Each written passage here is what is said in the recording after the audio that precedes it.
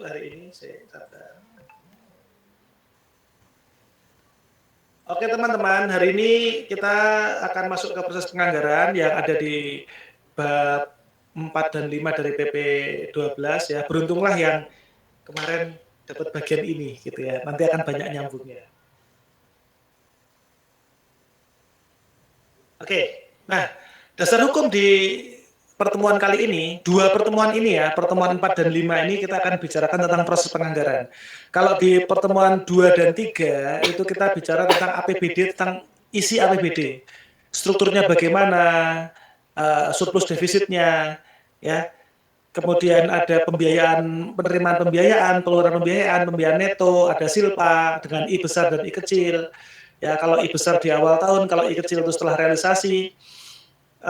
Itu kita bicarakan tentang APBD-nya. Sekarang kita bicara tentang proses terjadinya APBD. Ya, ini juga tidak kalah menariknya dan tidak kalah penting karena APBD sempat kita bahas adalah kontrak politik antara eksekutif dan wakil rakyat. Ya, jadi memang memang benda yang sangat sentral dalam pengelolaan keuangan daerah. Bahkan salah satu slide kemarin kita baca isinya apa? Pengelolaan keuangan daerah itu 90% adalah APBD, ya, gitu ya. Pengelolaan keuangan daerah itu porsinya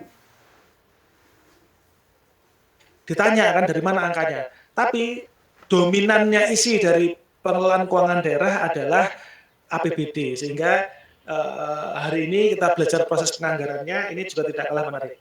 Dasar hukumnya teman-teman, ya, banyak banget ya.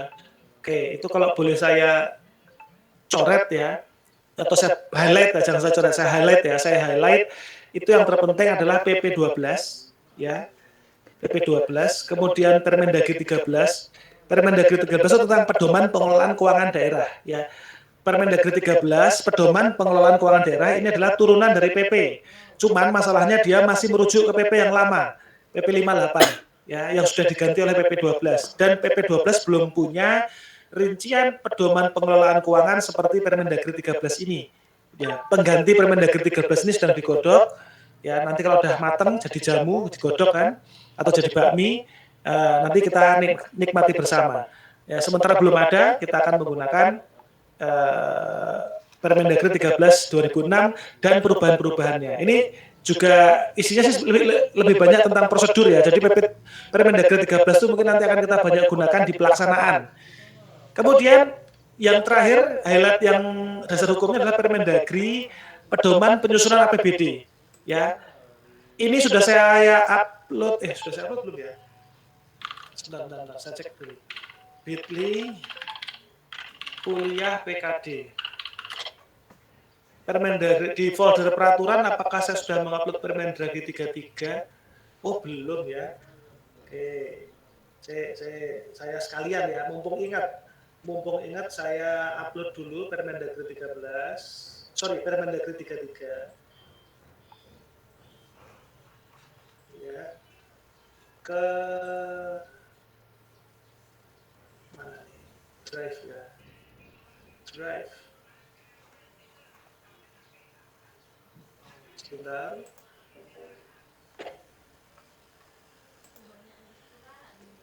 Ini saya kok aneh ya. Google Drive saya di laptop nih aneh nih. Nggak bisa muncul.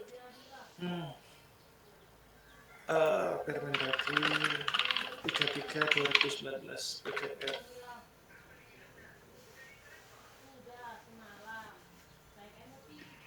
Cek ya cah, sabar ya cah. Dosenmu pancen kayak gini. Ya, oke, baru upload file, download Permendagri 33. Oke, sudah saya upload.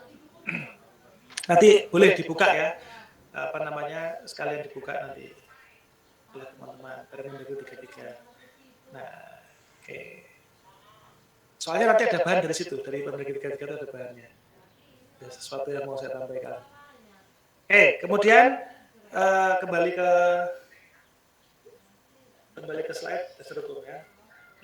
Nah, siklus pengelolaan keuangan daerah ini juga mungkin akan saya sederhanakan nih. Teman-teman ada yang sudah baca slide ini belum sebelum saya hadir ke kelas tadi?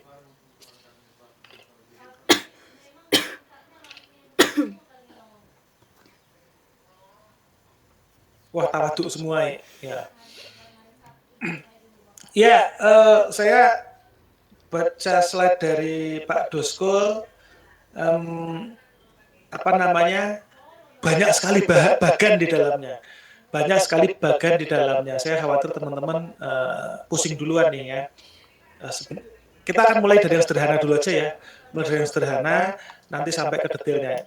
Jadi, apa namanya, siklus pengelolaan keuangan daerah, kalau teman-teman ingat, di Undang-Undang Keuangan Negara itu sebenarnya cuma 4 ya. Perencanaan, pelaksanaan, pertanggungjawaban dan pelaporan tuh. Kemudian dilebarkan lagi di PP 12 di Permendagrinya sehingga ada 7 atau 8 siklus gitu kan. Nah, siklus manapun yang Anda gunakan itu sebenarnya sama saja ya. Ada beberapa siklus yang dilebarkan di peraturan yang lebih detail karena di dalamnya ada prosedur khususnya. Ya, contohnya penatausahaan. Penatausahaan itu sebenarnya bagian dari pelaksanaan. Ya, bagian dari pelaksanaan karena dia berjalan bersama dengan pelaksanaan. Cuman bedanya pelaksanaan itu kan di lapangan. Kalau penatausahaan itu dokumen yang mengiringi pelaksanaan di lapangan tadi. Nah, hari ini kita bicara tentang perencanaan dan penganggaran. Ya, kita bicara tentang perencanaan dan penganggaran. Apa bedanya ya perencanaan penganggaran ya? Ya, samanya adalah mereka sama-sama terjadi sebelum dilaksanakan. Ya, perbedaannya kalau jadi gini,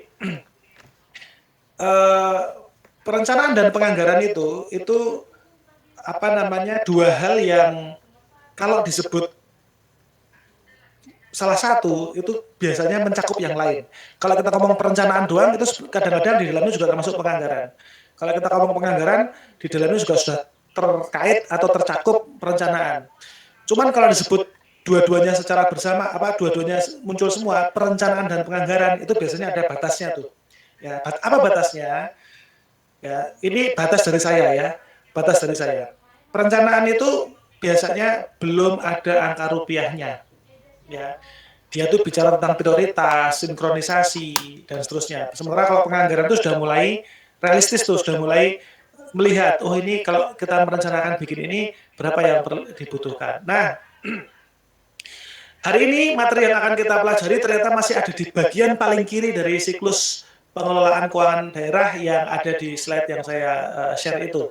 Ya, proses penganggaran itu masuk di perencanaan. Ya, dokumen-dokumennya kalau dilihat di slide itu maka mulai dari RKA SKPD itu sudah masuk ke penganggaran, RKA RAPBD ya, sampai dengan DPA itu juga masih dokumen penganggaran sebenarnya, walaupun kalau DPA digunakannya sudah masuk di tahap pelaksanaan. Sementara di ke atasnya tuh KUA PPAS, apalagi RPJMD dan RKPD itu biasanya kita masih golongkan sebagai perencanaan. Nah, jadi pokoknya kita masih sebelah kiri gitu ya, mainnya masih di sebelah kiri, belum ke tengah dan belum ke ujung sebelah kanan. Sabar.